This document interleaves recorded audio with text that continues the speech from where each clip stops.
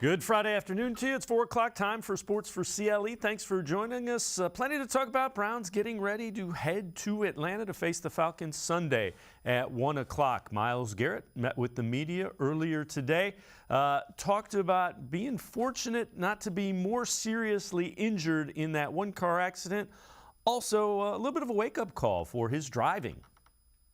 I don't think it takes something as drastic as this to tell me I need to slow down. You know, just about listening to my loved ones and hearing them out, understanding that it is serious every time you step on, every time you get into the car, no matter how fast you're going over the speed limit.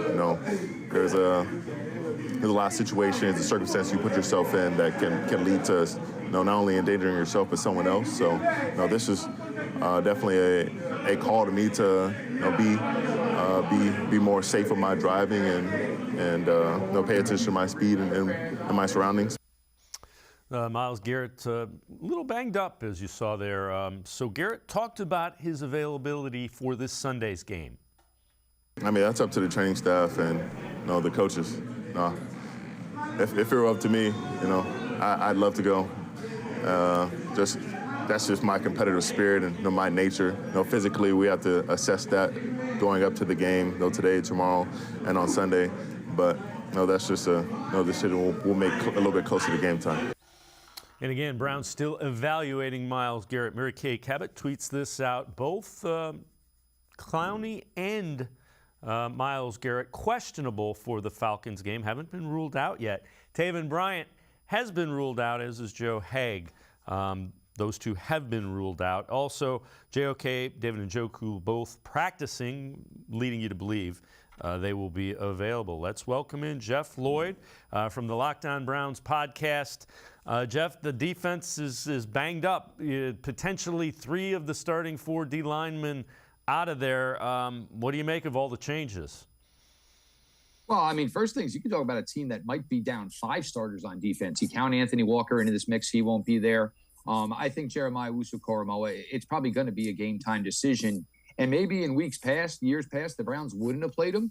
But in a situation like this, when you're down so many guys, this might be a spot where maybe you're going to ask and see what JOK can do for you. It's certainly not the best situation for Cleveland right now. I think everybody kind of believed, once we got the news on Monday with Myles Garrett, that it would probably be, almost ridiculous to believe he would be a player this Sunday. You were hoping maybe you'd hear something where Jadeveon Clowney was doing something in practice. To this point, no, with the ankle. Sunday, it'll be 2 weeks since he had injured that ankle against the New York Jets. So, certainly a tough blow there. You're in the possibility where you're starting maybe 2 rookies or a veteran, but there's going to be a lot of young guys in that rotation. It's going to be Alex Wright. It is going to be Isaiah Thomas, Isaac Rochelle in that mix. If neither can go, Curtis Weaver, who's only been back in town for about a day or so, but is familiar with this defense, is familiar with this scheme. I'm assuming he'd be elevated off the practice squad to be the 4th defensive end on Sunday. Then you get to the inside. Taven Bryant, losing Taven Bryant. Look, at this point, I don't think anybody in that defensive tackle room has really set the world on fire. And in a perfect world, I'd rather see some of the young guys in Perion Winfrey and Tommy Togiai, as now with Taven Bryant in his 5th season. He's a marginal player within this league, so I'd rather see the young guys get the opportunity. And especially with the fact that you can pair something up here, with Togiai, with Jordan Elliott, the weight of the two of them. I mean, you're talking about almost 650 pounds of human being in the middle here, trying to clog up the middle for a solid run game. The Falcons have a Cordell Patterson. It's just, you're going to have to adapt. There's going to be some differences this week. I'm sure there's some things, Joe Woods, we're going to see Sunday we haven't seen yet to this point this season. Because, when you're on the ropes a little bit, the best thing to do is to make sure the opponent you're going against is basically going to see something for the first time. So at least they're on their heels a little bit. What would you expect? What would you expect the defense to look like from Joe Woods? If you were, and again, I know it's purely a guess, but if you're guessing. I think for me, Joe Woods has talked about the affinity of being able to play multiple safeties, playing 3 safeties. One positional group right now where everybody kind of is healthy is the safety position. It's kind of a luxury. Browns have a player like Ronnie Harrison you can turn to in a situation like this. I think there's times where maybe instead of having the will linebacker on the field for if it's not JOK, and we'll still see on that front, you're going to use Ronnie Harrison. You want to get longer, faster guys on the field. Ronnie Harrison can do that. I like Sione Takitaki. I like what he brings. But with a team like Atlanta, there's a lot of athleticism, there's a lot of speed between Drake London, Kyle Pitts, and Cordarrelle Patterson in the backfield. And that's not to mention Marcus Mariota and his ability. So for a player like Sione Takitaki, this could maybe be a tougher matchup. So maybe you sub him out a little bit, and then you go with the linebacking unit of Jacob Phillips. You go with, of course, Jeremiah Usu-Koromoa, and then maybe you have Harrison playing that pseudo role where he can walk up to the line of scrimmage, chip the tight end, watch for what's coming out of the backfield, contribute in the run. I think you got to go a little more athletic, and this might have been part of the plan going against the Falcons, regardless with some of these injuries. A lot of big guys out there that can run for Atlanta. The Browns got to find a way to be able to match that. Yeah, agree with you wholeheartedly. The other thing, the run game becomes more important for the Browns if you can keep them off the field. And along those lines, Falcons defensive coordinator Dean Pease, he's been a defensive coordinator with the Patriots, Ravens, Titans, very well respected. This is what he sees from that Browns running game as a D coordinator. First of all, they got a heck of an offensive line that's all worked together. They're a veteran group. They're very, very talented. I think it's probably the best, if not at least one of the best offensive lines in the league. Their tandem of backs, I mean, either one of them could be starters on every team probably in the league. I mean, Chubb and Hunt, they're both. I mean, 24 goes out and 27 comes in. There ain't a whole lot of drop-off. So they're just two great, great talented backs. That's the best tandem of two backs, I think I've ever been around, combined together. I'm not saying that that's not taking anything away from any one guy. I thought that back from Seattle was Perry's really, really good back. But can you imagine having him and the same guy right behind him? I mean, they had a good group of backs, but these two guys are special. And that sounds like a guy that is expecting a lot of run against the Falcons. And the Falcons' defense has struggled without question, Jeff. When you look at that defense, it hasn't been good. Look, they've given up 81 points in 3 games. There's no way around that. And I think there's some factors here, and I know a lot of Browns fans are maybe a little doom and gloom due to the amount of guys that you're going to be missing on the defensive side of the ball. But this offense is clicking. This offense is humming. This offense comes in with 10 days of rest. Meanwhile, Atlanta's coming back from a West Coast trip, 4:00 game. So the advantage there as far as, who's going, the guys that are going to be on the field, who's going to be fresher, you have no question it's going to be the Browns players. And look, Dean Pease can be very nice, and, Rashad Penny is a nice back in this league. But he is not even close to the players that Nick Chubb and Kareem Hunt are. There's just no way. I mean, we can, let's not go that far. I mean, you got to give lip service. You don't want to put anybody down. But they're going to face the 2 best running backs they have seen to this point this season. They have not been able to stop the run this point this season. They really haven't been able to stop the pass. I think they're giving up almost over 270 yards a game. Jacoby Brissett is in his zone with Amari Cooper and David Njoku. You're hoping that can correlate into getting more guys involved now as coverages maybe start to shift to Amari Cooper, shift to David Njoku, making for some easier throws to those other guys. But the Browns are in an opportunity here where if they really wanted to, they can find a way to maybe go 40 carries between Nick Chubb and Kareem Hunt.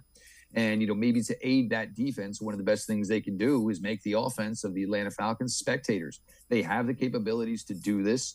You have several players from the Browns. Look, this might be the only real trip they're going to get, to this part in the Southeast this year. A lot of players on the Browns roster from that area. You don't go there a lot, so there's going to be a lot of guys with a little extra motivation here, a lot of extra fans in the seats coming to see him for a road game. The recipe is there for the Browns to, go in there and take control of this game. They just got to understand, that they cannot afford any mistakes on the offensive side of the ball because they're not really sure what the defense is going to be able to give them. Yep, take care of the football again like you have the first 3 games. That's the biggest thing without question. All right, let's head to the voicemail of Truth and Reason. This one about Myles Garrett. Hey, this is Cassius, the quintessential Cleveland Browns fan. This has to do with Myles Garrett. I don't believe following behind last night's game when Tua Tagovailoa got hurt, I don't believe the Cleveland Browns are going to let Myles Garrett play Sunday against the Atlanta Falcons because the optics aren't going to be good. They're going to seem like they care more about football than the person just because if they let him play Sunday, he just was in a car accident Monday, it's just going to look too bad because it already looks like the Miami Dolphins didn't care about Tua enough. So the Browns ain't going to let Myles Garrett play. You tell me what you think about that. Go Browns. Cassius, as always, appreciate all the voicemails. I know Garrett's going to want to play. We heard from him. That didn't surprise me. The guy played on one leg in a game against Pittsburgh last year that was basically meaningless. If there's any question at all, you don't let the guy play. And I agree with the people that say a lot of times the medical people have to protect the players from themselves because these guys have grown up believing I can go. That's just the mindset of a guy that has gotten to the NFL. It's got to be. Well, for those of us who had got some information before it was released to the media, Myles Garrett right away, I can play. But what is his first reaction there when he's saying that, as long as the bones aren't broken? Is it, I kind of just put a black mark on this team. I just created a talking point that didn't need to be had. So you want to know what? I'll go out there and, I'll own up to it by being able to play Sunday. If it were late in the year and this was, a game where, playoff implications were on the line, and you said if a guy had maybe a little bit of a shoulder sprain, a little bit of a bicep strain, you'd say, well, why not? I mean, guys have certainly played through worse.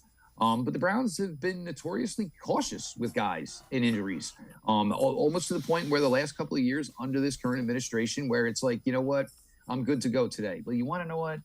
I'd rather you play next week at 90% than you play this week at 80%. Look, and as far as the healing of it, we're not exactly sure where it is, and, obviously it's all on Myles, but, being in a car accident sometimes is equated not too much differently than, getting beat up in an NFL game. The accident was Monday.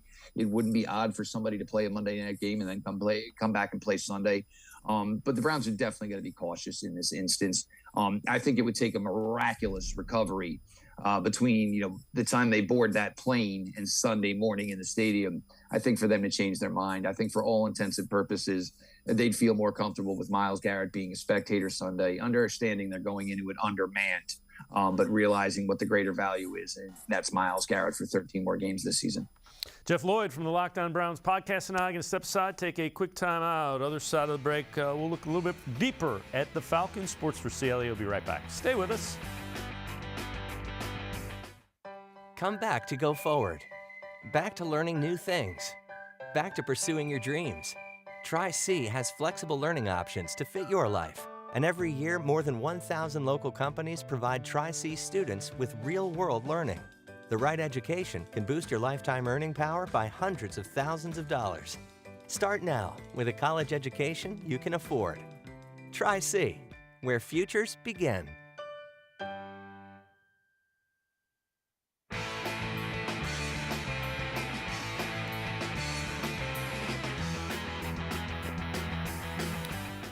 We continue talking Browns with Jeff Lloyd from the Locked On Browns podcast. This from ESPN. A stat to know.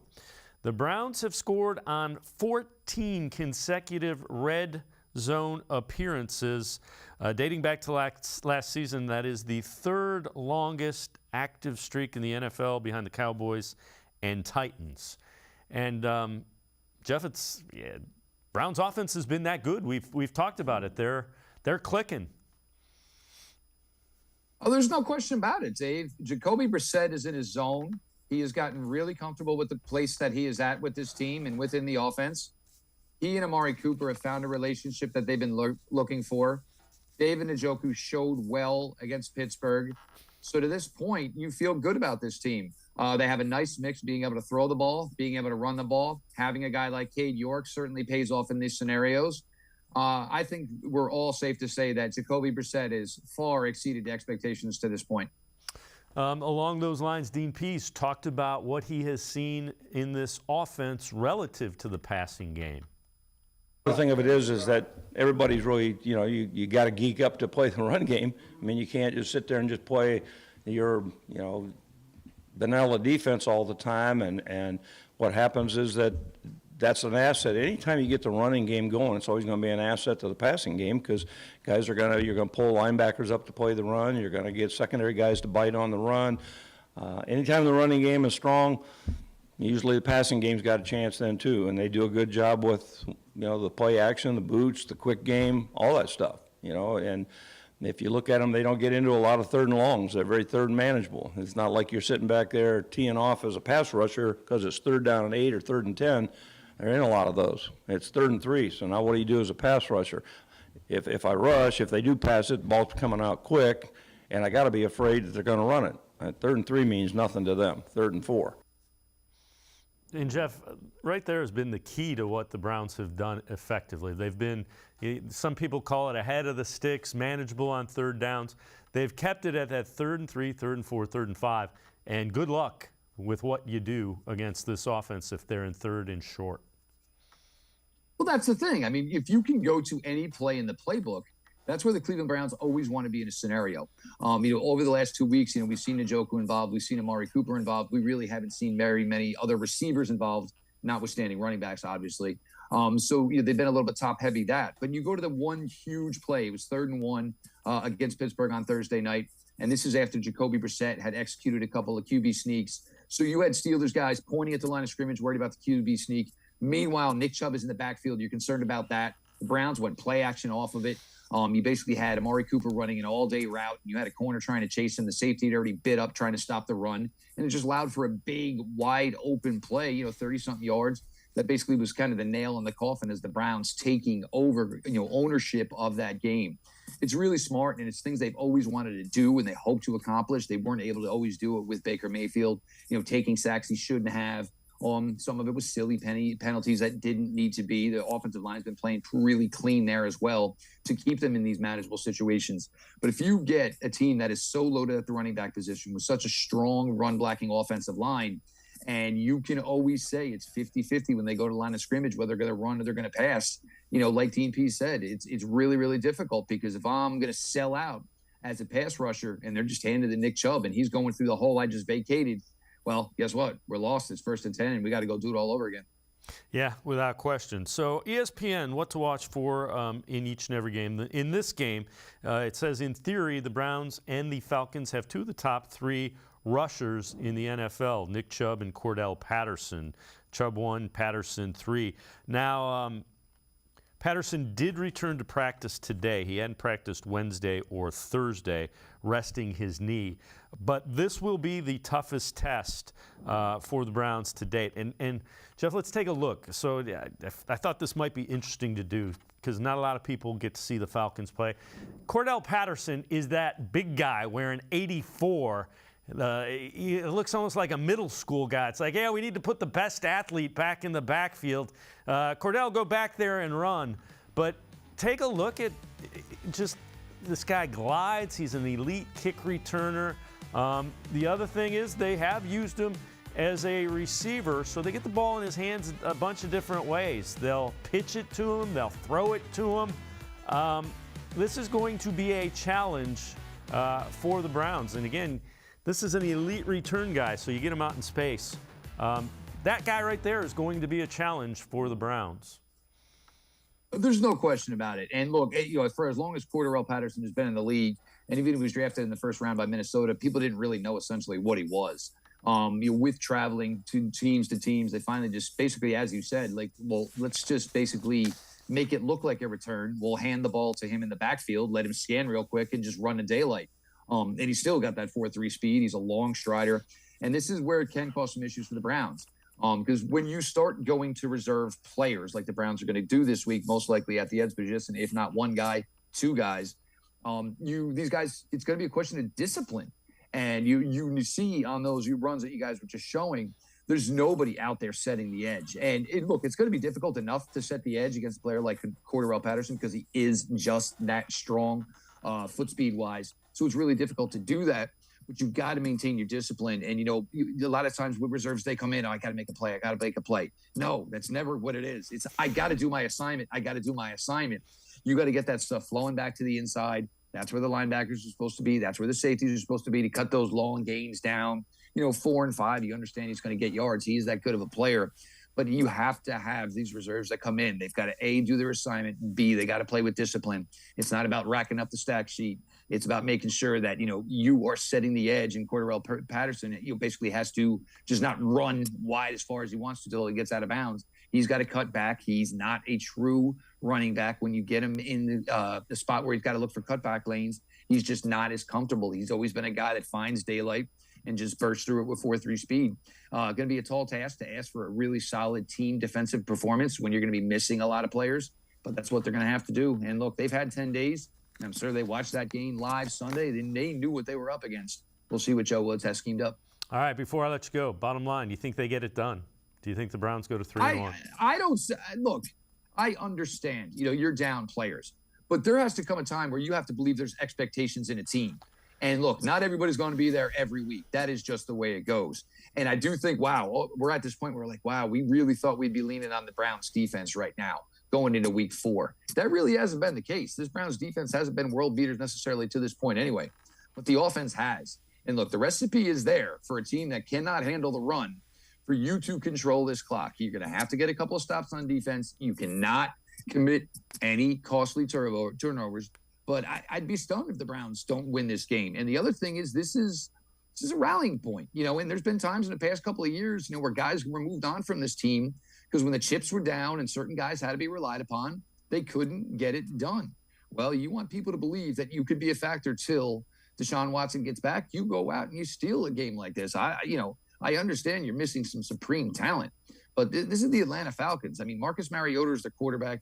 If you're showing him different looks that he's not seen on your film yet, he's going to be in trouble because his problem has always been processing and getting the first read to second read to second read to third read, and having his legs bail him out. This is capable for the Browns, and I expect them to go in there, and I expect a solid team effort and for them to win this game.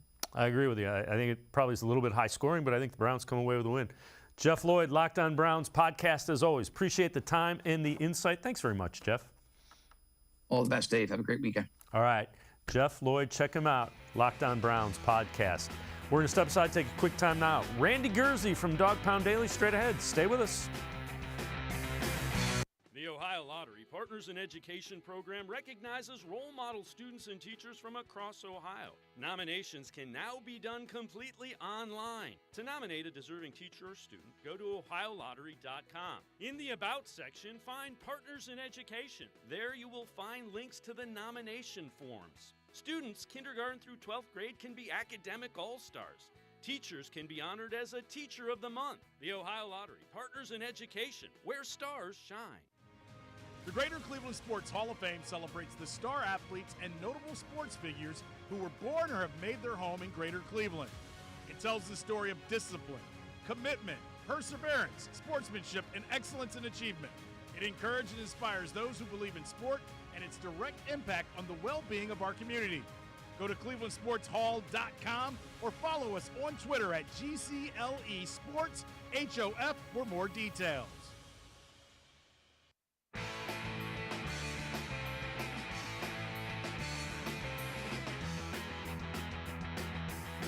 We continue talking Browns, getting ready to face the Atlanta Falcons down in Atlanta Sunday at 1 o'clock. Falcons quarterback Marcus Mariota about what he has seen from the Browns defense on tape. Fast. They fly around. I really think that group, they play with an intensity, and, they're going to come after you, which for us it's going to be a great test. They're going to try to dictate the line of scrimmage. They're going to try to be physical and do all those kinds of things. But for us, it's really truly about us and doing what we do and going out there and executing our plan. With that, let's welcome in Randy Gurzi from Dog Pound Daily. Randy, earlier in that interview, Mariota said they have to plan as though Myles Garrett is going to play, still in question as we speak. Mariota's a guy that, the good news is it looks like JOK is going to play. A mobile quarterback is reason for concern for the Browns defense. Yeah, absolutely.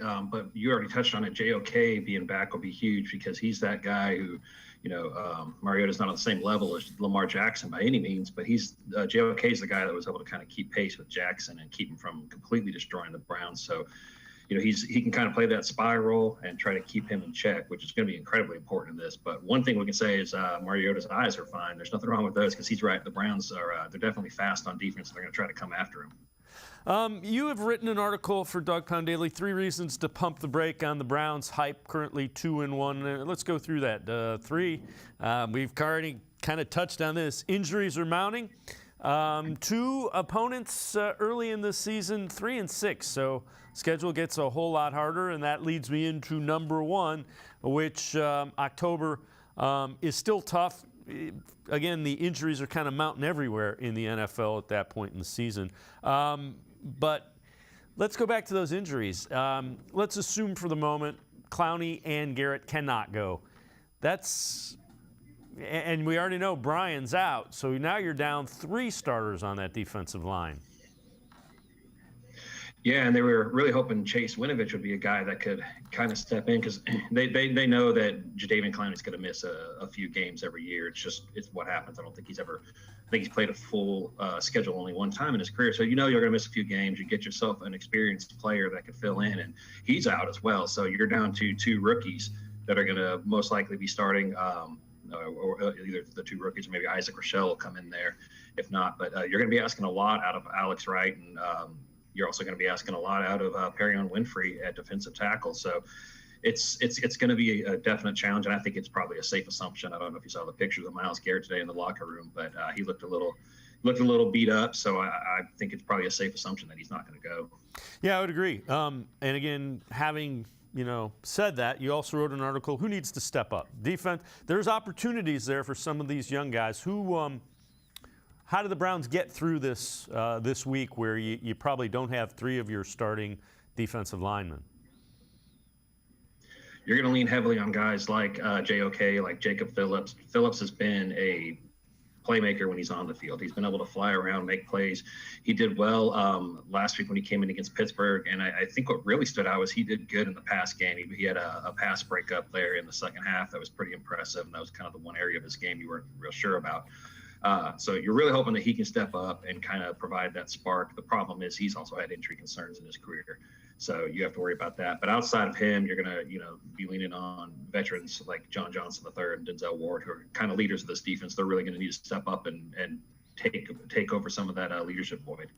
Yeah, and again, the running attack that the Browns are going to face with Cordell Patterson is probably the best they'll see. So you're also going to need those safeties, Grant Delpit and maybe Ronnie Harrison if he's in there, to come up in run support pretty significantly because Walker's out. This is all kind of cascading as far as stopping the run goes. Yeah, and Patterson has been fantastic. He's got over 300 yards rushing right now. So he's been doing a very good job, and it's kind of a pick your poison thing. I think if you focus too much on that, Drake London can really hurt you, as can Kyle Pitts down the seam, and Cleveland struggled with tight ends in coverage. So that's not good if you focus too much on the run. But I think they do need to kind of try to slow Patterson down a little bit, and then hopefully lean on those veterans in the secondary to keep from giving up a big play. All right. You also have written another article, 4 wide receivers the Browns should target in trade. And let's run through them, and then we'll kind of go back to him. Andy Isabella, that's a local kid from Mayfield High School. He's playing with the Cardinals. Kadarius Toney for the Giants. That's a guy that former first-round pick, and for whatever reason, it hasn't gone well with Brian Dable and him in New York. Jamison Crowder for the Bills. That's a guy that is also a pretty good punt returner. And we've heard Denzel Mims of the Jets. With all the guys that have been catching passes, Mims has not found his way really into that offense. When you look at those, who do you think helps the Browns the most? Who intrigues you the most of those 4, and what do you like about them? I like Jamison Crowder a lot, and normally I don't know that the Bills would be inclined to trade him, but they do have some needs at safety right now, so it would really depend if the Browns would be willing to give up somebody like a Ronnie Harrison. It could be a good swap. Don't know if they'd really want to do that, but Crowder would be great because he's a veteran that can really get some damage done in the slot. I know that the Bills have been using him on punt return, but they've got other guys like Isaiah McKenzie who can do that as well. But for Cleveland, since week 1, Donovan Peoples-Jones has had only 1 catch. I think it's 1 catch total for Anthony Schwartz and 2 for David Bell. So that's what had me looking around at some other wide receivers. I know Cooper's been doing great, but they could really use some help. Mims is another guy I like a lot. He for some reason can't get on the field with New York. I know they've got some good receivers, but he hasn't even been active so far. So he's a big body guy that can get downfield. I think he'd be a good fit in the offense. Yeah, and I'm with you as far as Toney goes. Toney's intriguing. That's a former first-round pick, and for whatever reason, he can't get on the field with the Giants either. Yeah, and he's got a lot of speed. And the one thing that about him is he really didn't play receiver full-time until his final year of Florida. So I think the Giants probably overdrafted him a little bit. He probably didn't need to go as early as he did. So he still needs some time to develop, but at the same time, he does seem to be in Dable's doghouse. There was a lot of talk in the offseason that he he could be traded. So I think he's somebody that could be on the move for a team that's looking for a wide receiver. Randy Gurzi from Dog Pound Daily and I are going to step aside, take a quick time out. Other side of the break, your predictions, 5 bold predictions from Randy Gurzi on Dog Pound Daily. Sports4CLE, we'll be right back. Stay with us. Come back to go forward. Back to learning new things. Back to pursuing your dreams. Tri-C has flexible learning options to fit your life. And every year, more than 1,000 local companies provide Tri-C students with real-world learning. The right education can boost your lifetime earning power by hundreds of thousands of dollars. Start now with a college education you can afford. Tri-C, where futures begin. The Ohio Lottery Partners in Education program recognizes role model students and teachers from across Ohio. Nominations can now be done completely online. To nominate a deserving teacher or student, go to ohiolottery.com. In the About section, find Partners in Education. There you will find links to the nomination forms. Students kindergarten through 12th grade can be academic all-stars. Teachers can be honored as a Teacher of the Month. The Ohio Lottery Partners in Education, where stars shine. The Greater Cleveland Sports Hall of Fame celebrates the star athletes and notable sports figures who were born or have made their home in Greater Cleveland.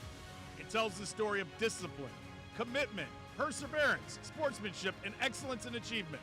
It encourages and inspires those who believe in sport and its direct impact on the well-being of our community. Go to clevelandsportshall.com or follow us on Twitter at GCLE Sports HOF for more details.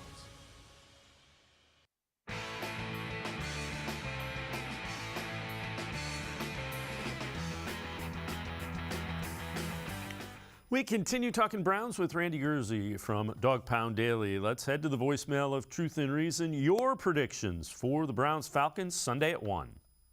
Hey guys, love the show. Watch as much as I can. Just want to call for my game predictions. I say Cleveland's rushing attack just keeps getting stronger, and Brissett keeps getting stronger. So we stay balanced with a dominant run game, and I say Cleveland wins this game 34-20. Go Browns.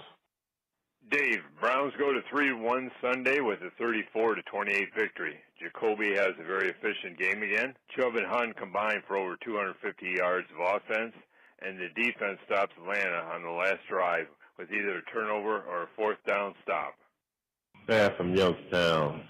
This is a homecoming of sorts for Nick Chubb going back to his home state of Georgia. He's going to have a big game, and the score is going to be 34-17 Browns. Hey, this is Cassius, the quintessential Cleveland Browns fan. I'm calling in with my prediction of what's going to happen Sunday when the Cleveland Browns play the Atlanta Falcons. The Cleveland Browns will win 24-20, with the Falcons scoring a late touchdown to make it seem closer than it was. Let's go, Browns. All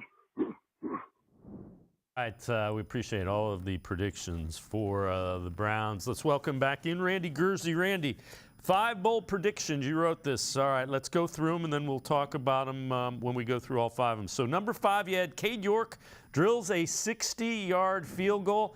I see that in the future. Not sure if it's going to be this week, but I think Cade York's going to have multiple 60-yarders before the year's done. Denzel Ward bounces back with 2 picks. Is number 4. Number 3, Nick Chubb breaks 150 yards. That would not surprise me as well. Marcus Mariota held to under 200 yards passing. And number 1, bold prediction, Amari Cooper makes it 3 in a row with at least 100 yards and a touchdown. Well, let's start with that one. I can certainly see that the chemistry between Brissett and Cooper has been outstanding. Yeah, I've always been a big Amari Cooper fan, so I know I call them bold predictions, and some of them I do get bold on, but I don't know how bold I really went with the Nick Chubb or the Amari Cooper one, because Cooper is just one of those guys that he should be able to get 100 yards every single game if you keep targeting him. The only time I think that he won't get 100 yards is if he draws so much attention that everybody else is just left wide open. But I think Atlanta's been struggling a bit with the passing game. Brissett and Cooper are definitely on the same page now after a rough week 1. And I think he's going to keep on putting up 100 yards on the regular. Yeah, and as far as Mariota goes, Mariota's legs concern me more than his passing ability. He is a guy that He gives you opportunities to get the ball if you're a defense. He does, and I think he's had 6 turnovers so far in the first 3 games, so he does turn the ball over, but it's exactly what you said. The legs are the problem. I think I had kind of a similar score to a couple of the callers who were saying it was going to be, a close game. You have the one caller who said the Atlanta's going to score a touchdown near the end, and I think Atlanta can do that, make it look a little bit closer than it is, just because when Mariota gets in danger, when he's scrambling around out there, he can do something. And I can see him hurting the Browns a little bit with his legs, but I think they're going to be able to limit his arm enough to where they still get the win. And the other one is Denzel Ward. Hasn't graded out well, Pro Football Focus. Again, I think they're asking him to do some things that aren't necessarily his strengths, and he's doing them to try to make the defense work. But I would expect before too much longer, Denzel Ward starts to look like the Denzel Ward we're used to. Yeah, and the good thing is in their game against Pittsburgh, they kind of had him back to doing some of the man coverage. The only problem is he was against Deontay Johnson, who's another really elite route runner. So Johnson had a good game, 8 catches, I think it was 84 yards. So it could have been even worse if Trubisky was a little bit more accurate. I don't think that's a knock on Ward. It's just, like I said, he was going up against an elite route runner. This week he's going against somebody who's really good, and Drake London, but London's a rookie. So I think that in the end, Ward's going to get the better of him and end up having a much better game and kind of get some of that criticism to slow down. All right, when you look at this, what do you think a couple of the keys are? What do you think the score ends up being? I had the final score at 27-21. I think the key thing is going to be for the Browns. You know that your defense might be limited, but sometimes I think that the best way to help your defense is with a guy like Nick Chubb, who can run the ball, keep the ball on your side, keep the opposing offense watching the game, and just kind of limit the opportunities that they have. So that's why I don't think that the Falcons are going to put up a whole lot of points, and I think the Browns are going to try to do a lot more ball control this game just to help their defense out, keep them fresh, and keep them from getting exposed. And to your point, the Falcons defense has struggled. They're giving up, I think it's an average of 27 a game, which is bottom 5 or 6 in the league. Yep. Yeah, and to their credit, I think they've been a little bit better than we expected them to be. I know they're only 1-2, but they've been close in the games. I don't think anybody expected a whole lot out of this team. There's not a lot of star power out there. They're really in a rebuilding mode. I think that they probably have a better chance at the number 1 seed than they do contending in their division at all. Yeah, the concern you have though, Cordell Patterson has been really good.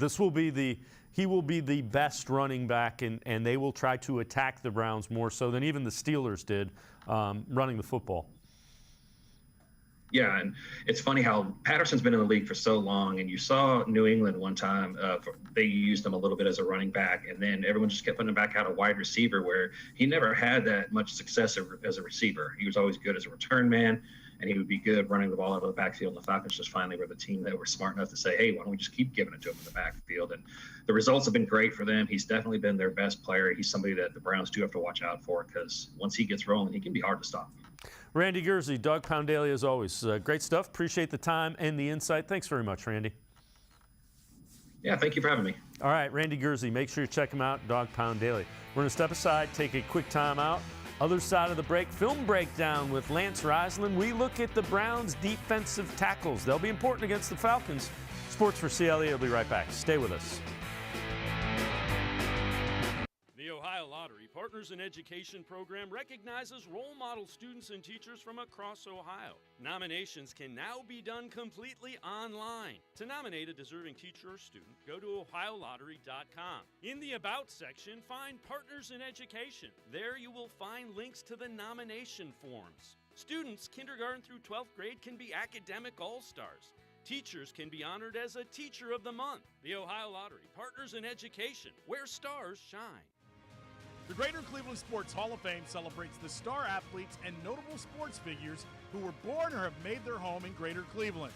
It tells the story of discipline, commitment, perseverance, sportsmanship, and excellence in achievement. It encourages and inspires those who believe in sport and its direct impact on the well-being of our community. Go to clevelandsportshall.com or follow us on Twitter at GCLE Sports HOF for more details.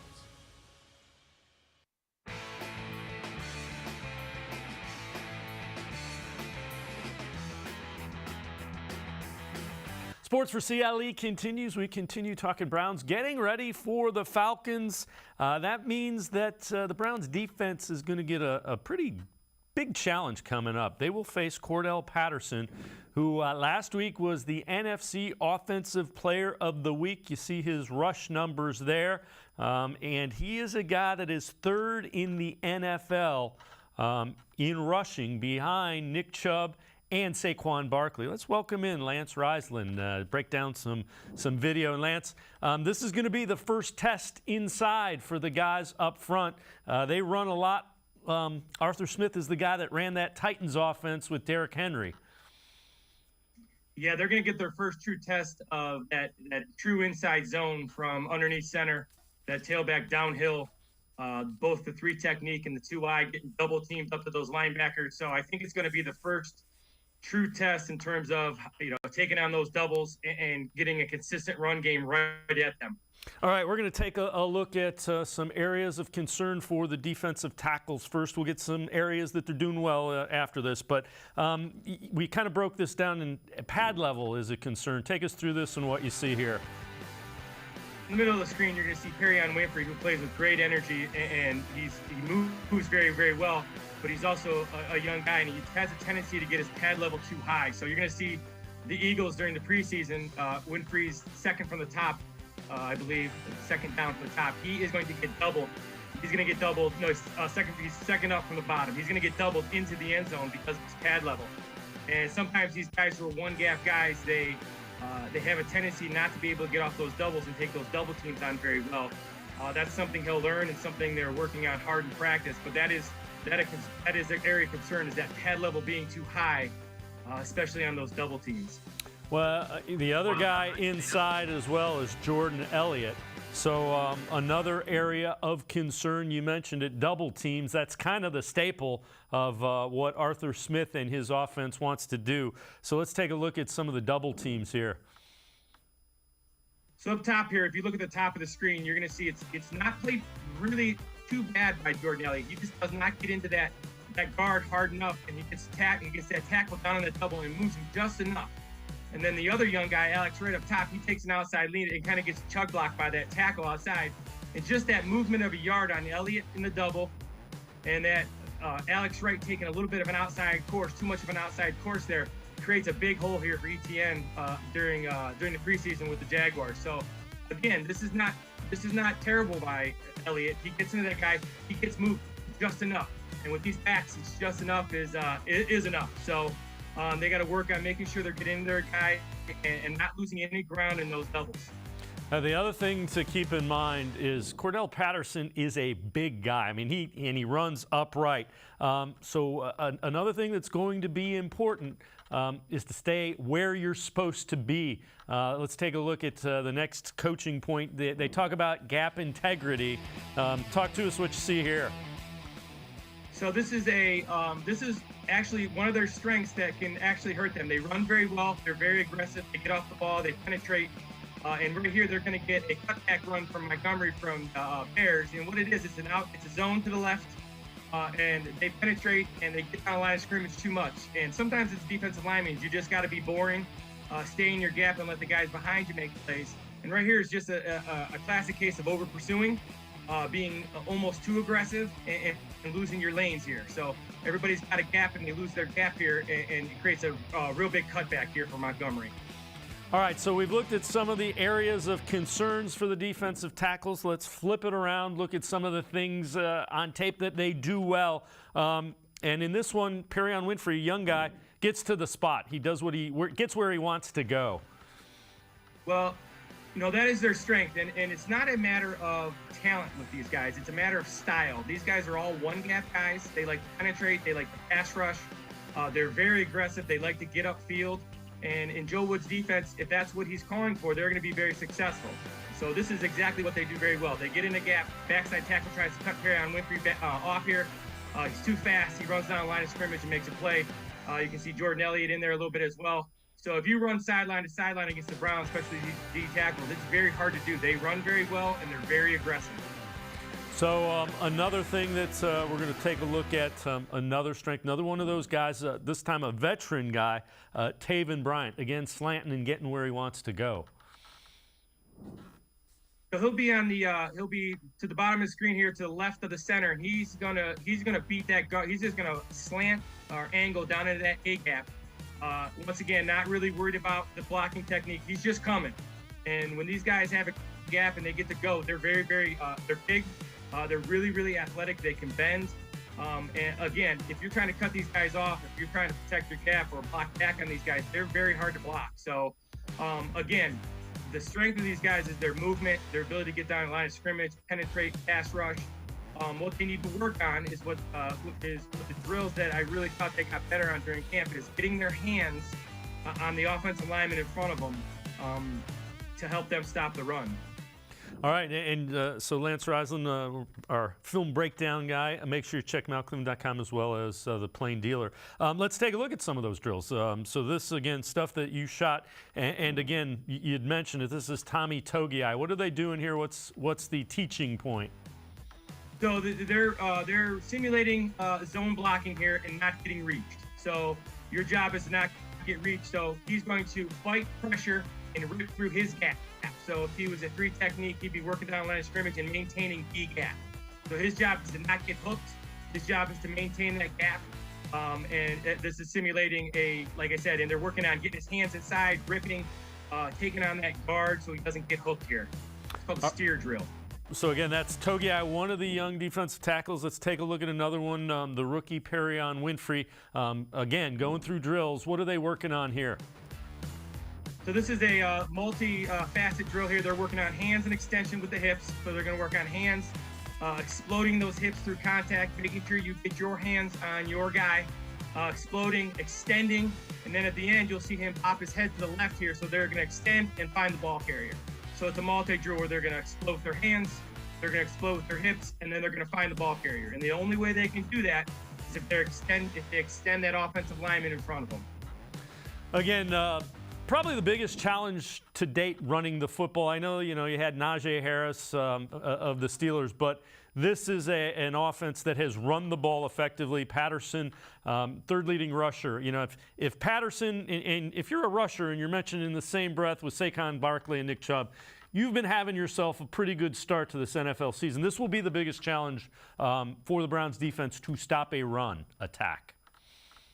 Well, like you said, he had a big week last week. Breaking down the film, he had 17 carries for 141 yards and a touchdown, and a lot of that was on that inside-outside zone where they're double teaming those 3 techniques and those 2 eyes. So the Browns, I'm interested to see those Browns tackles get into those guards and maintain their gap on those doubles, and then let those young linebackers behind run. If you don't hear their name a lot and you hear the linebacker's name a lot, that's a good thing. That means those guys can't get off those doubles and get to those linebackers.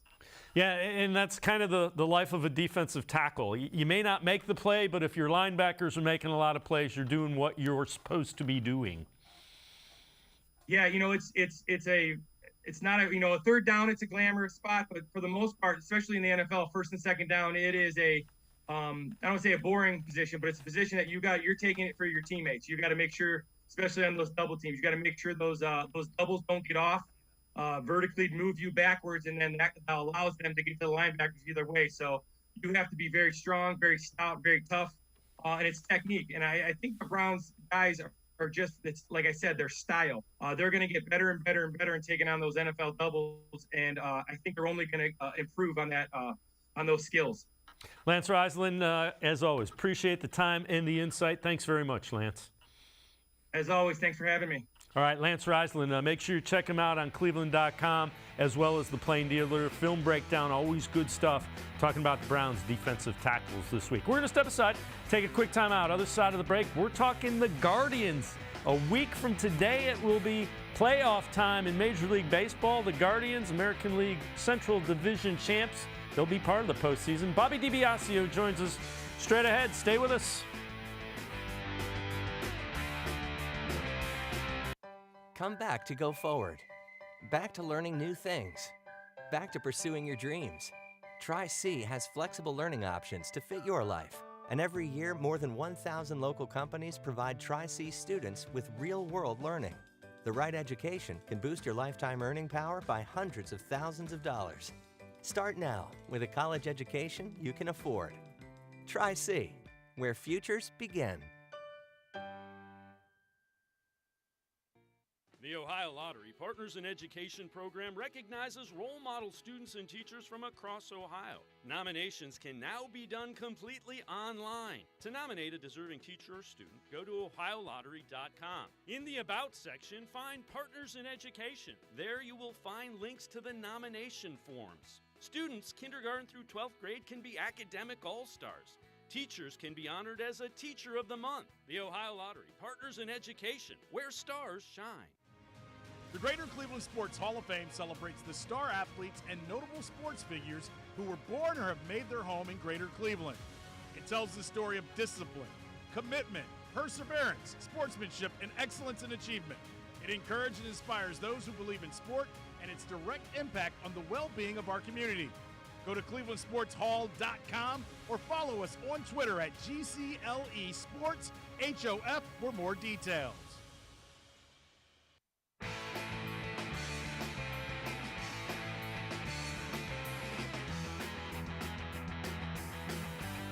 Sports4CLE continues. We turn our attention to baseball. The Cleveland Guardians wrapping up the regular season and getting ready for the postseason.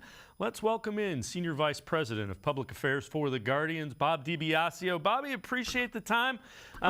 When we talked about watching young guys grow and do their thing, and they've done it pretty well all season long. There's been the ups and downs, but youngest team in baseball, and they're getting ready for the postseason.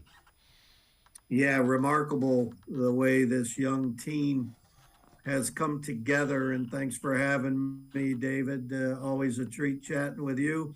5.5, 6 months ago when we broke out of Goodyear, Arizona, we really were wondering what type of identity that this young team would create.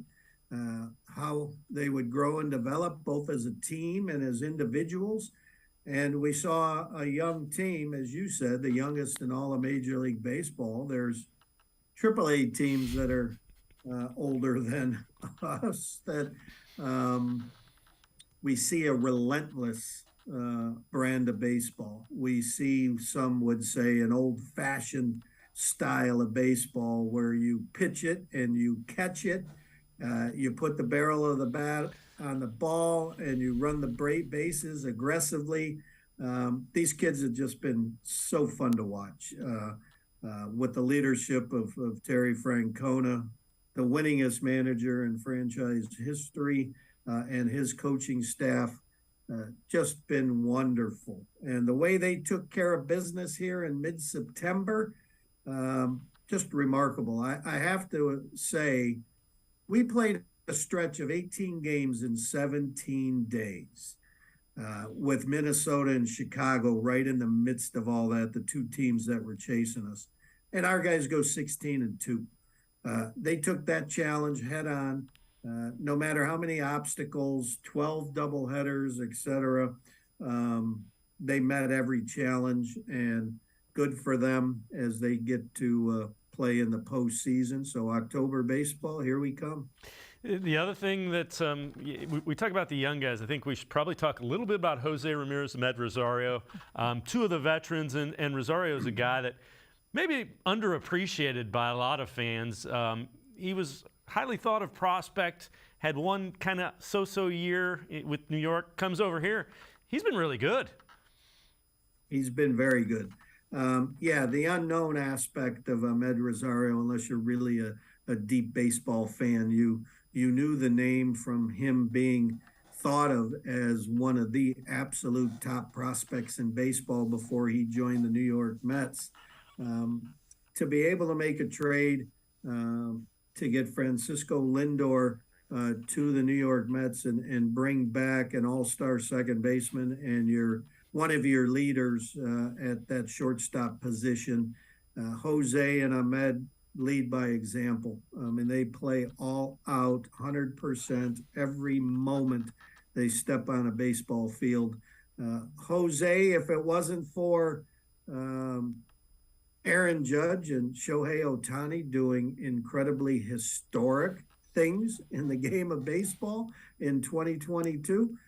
Jose would be right there in the mix in the conversation of most valuable player. I don't know if there is a more valuable player to his team than Jose Ramirez. Yeah, without question. And, you know, the other part of that trade for Francisco Lindor, Andres Gimenez, a young guy. He's fun to watch. He plays the game the right way. He will be a lot of fun to watch as he continues. People don't realize, 22, 23 years old, he's going to only keep getting better and better. Let's talk about this weekend. Some big things going on. Fan Appreciation Weekend. Tell us what is going on and some of the good things over at Progressive Field with the Guardians. Some real fun things happening on Saturday night, 6 p.m. game against Kansas City Royals. We're going to pregame raise the American League Central Division title flag in a very fun, emotional pregame ceremony for these young guys. It's our 11th American League Central Division title. The next closest to us in our division since '95 has 8, and the other 2 teams have 4. So we've pretty much dominated our division for a longer period of time. So raising the division title flag will be a lot of fun pregame.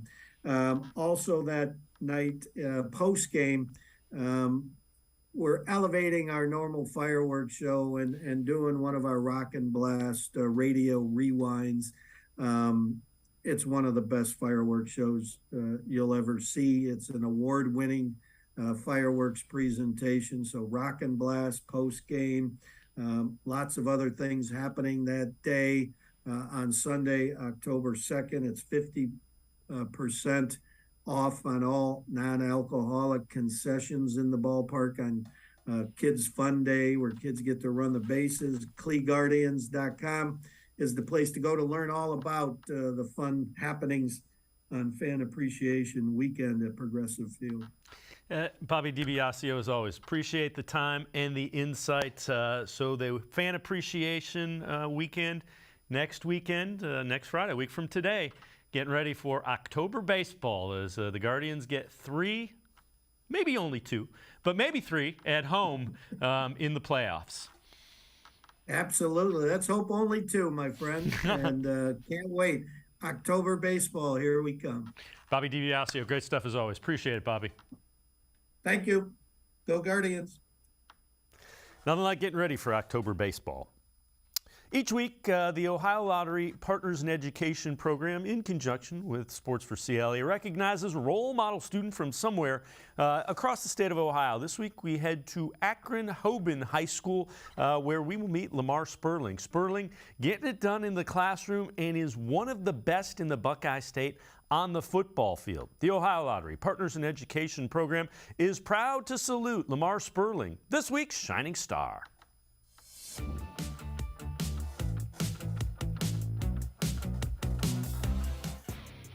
He's listed at 5'10", 186 pounds, but watch Hoban senior running back Lamar Sperling carry the ball, and you'd be convinced he's much bigger.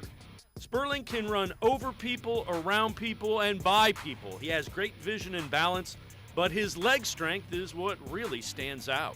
Our strength coach first. Every time we're up there, we're working hard to our hardest ability.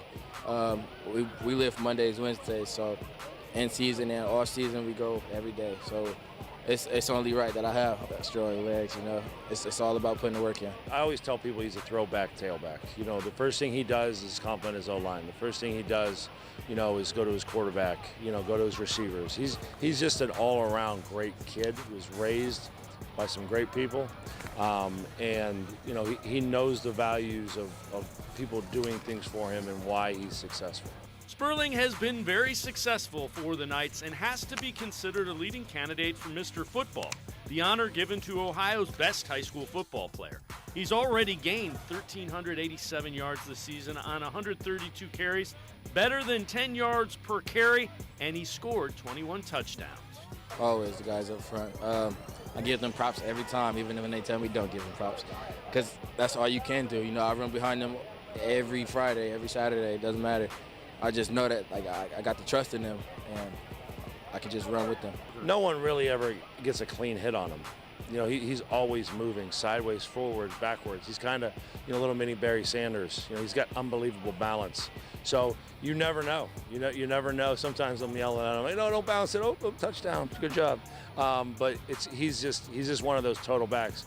And he catches the ball. You know, he's got one of the best set of hands on the team. Whenever someone asks about his running ability, Lamar is quick to credit the 5 guys up front working hard, his offensive line.